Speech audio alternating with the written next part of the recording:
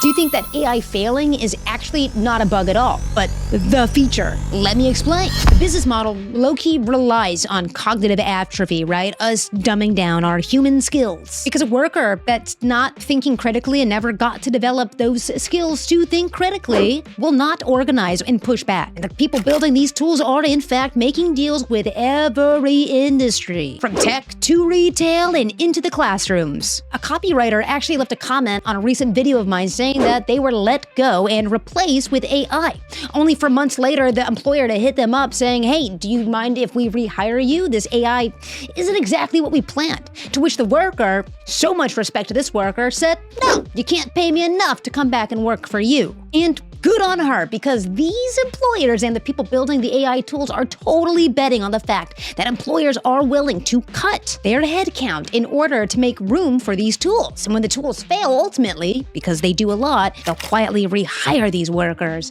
to train the AI to be better, to better replace them at the jobs they have. That's the system working as it was set up to work. And that is not the part that actually worries me the most. It's the tools looking to replace these workers, right, at their work. And these not so good tools right now in 2026 are already rubbing off on humans. Because humans are using these tools. These tools are making the users of the tools dumber. We gotta talk about why this is happening. Because the comments on the video that I did about these layoffs were blowing up. One viewer wrote on a video that I posted titled, "They fired thousands for AI and then begged them to return," said this, quote, "How many layoffs are these companies really gonna need to prove that their shitty business model works?" And this chatter's right. A lot of people do believe that these layoffs are essentially theater to kind of mask that we're adopting AI, but it's not really going as well as we wanted to. But we're gonna lay off people to kind of give you the guise that it is going as planned. And again, we see this by them rehiring people quietly because they don't want to make a fool of themselves. We've seen various companies jump the gun to, well, fire a bunch of people and replace them with agents that didn't pan out. And it didn't pan out because the AI is essentially dog water right now. I mean, it does perform sometimes, but not always. And in the same vein as that viewer that was absolutely on the target with it, this viewer wrote from their own experience, by the way, quote, "If I remember correctly, when they actually checked the work AI had done, it failed 90% of the time. That's stuff that even unbothered 15-year-old would be capable of doing." This viewer isn't entirely wrong either, I think. Is that 90% real? I actually did look into it further, and as tasks become more complex, AI does tend to struggle more. And enterprise AI agent failure rates do run 70 to 95% in production, according to Fiddler AI analysis and MIT research, also cited by Beam AI. These are all AI companies being studied by academics, and they found that 95% of agentic AI pilots fail outright. Now, that is very specific study, but you can see, and again, by looking at companies having to rehire, the AI adoption isn't going as planned. The outcome, right, of this AI adoption en masse without regulation just isn't yielding the results these companies want.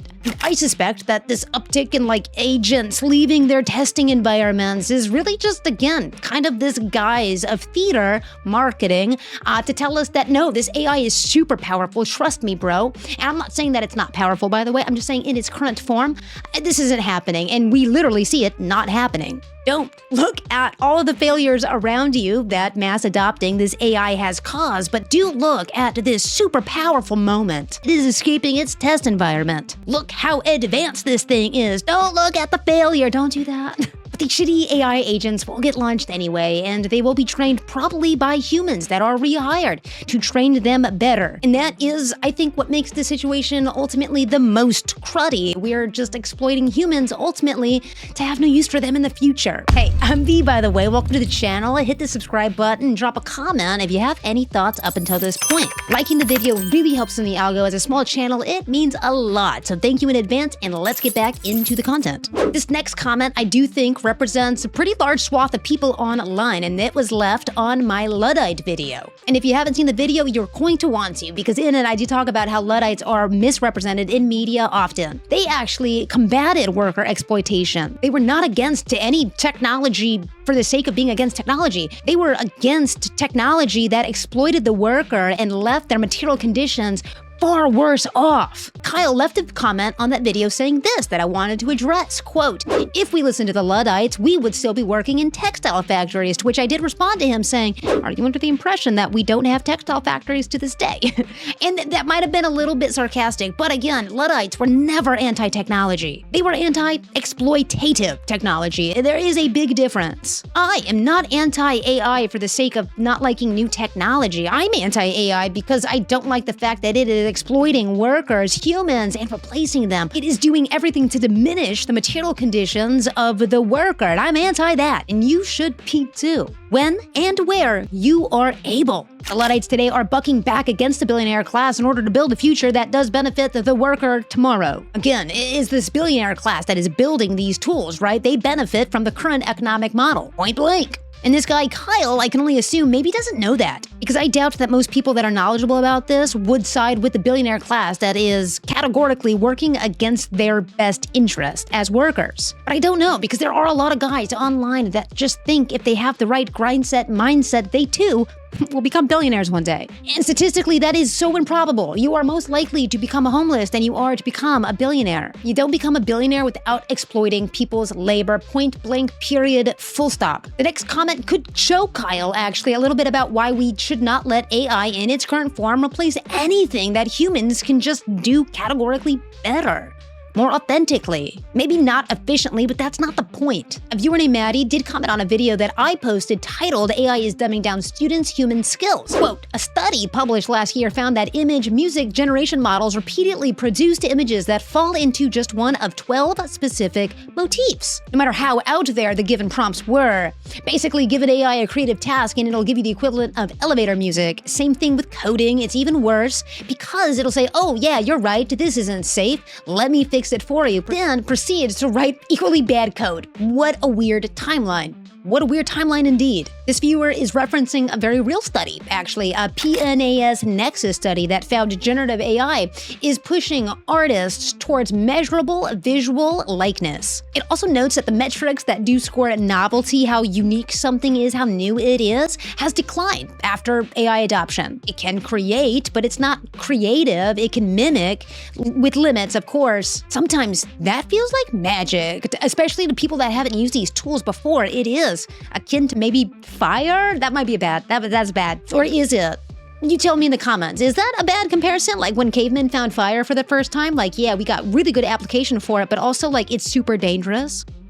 And again, going back to the Luddites, right? These people that are pro-tech for the most part, but anti-tech, that exploits its worker, they would look at these tools and ask, are any humans actually benefiting from them? Humans could do it better, make better products, quality products, and with those quality products, those humans get to go home to their families and provide for them. So it is a mutually beneficial relationship, and we can't say the same about AI. Because they effed around and now they're finding out. And unfortunately, this time finding out for them is like benefiting them. They are, in theory, getting the outcome they wanted, right? The business model low-key relies on cognitive atrophy, right? Us dumbing down our human skills. Because a worker that's not thinking critically and never got to develop those skills to think critically will not organize and push back. And they're certainly not asking like why the line keeps going up when their line keeps going down. Why the billionaires continue to benefit while the worker seemingly is just struggling more and more. I do have a receipt from Microsoft itself posting their L's onto the main, okay? Their research team found people that are using their tools reported reductions in cognitive effort and confidence, and it was tied directly to Gen AI. So my analysis on this entire adoption experiment has been a failure. But maybe that failure, again, is by design. And I want nothing more to have this super dope future with technology and workers not being exploited. AI is just changing the way that we think, the way that we communicate, the way we think about communicating. Kyle, if you are watching this video, do you have any final thoughts about all of this as I presented it? This next viewer, Julie Woodcock, nice, said, quote, CEOs are massively stupid. And yeah, you know what? I say we replace them with AI. Because these CEOs, these billionaires that are building these tools that are going to get adopted by these industries, they don't care about the worker. The people building these tools are in fact making deals with every industry, from tech to retail and into the classrooms. Help us grow as a channel. Help us reach people like you watching the video that might have ideas and know people they'd want to share it with. I do share my real takes, my real analysis, and hopefully, in some capacity, I'm adding this literacy lens to everything. And a lot of people just don't do that anymore, and it's a hard watch. So if this was not a hard watch, smash the subscribe button, drop a like, drop a comment, and until next time, I'm V. Bye.